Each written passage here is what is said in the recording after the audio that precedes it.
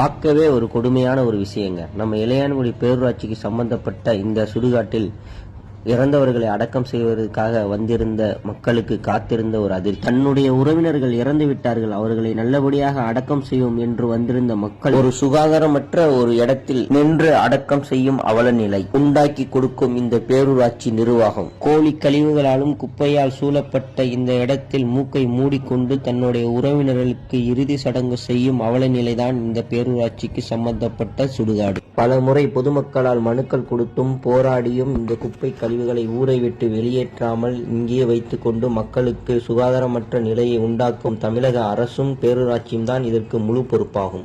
குப்பைமேடு பிரச்சனை பெரிய பிரச்சனையா போயிட்டு இருக்குது.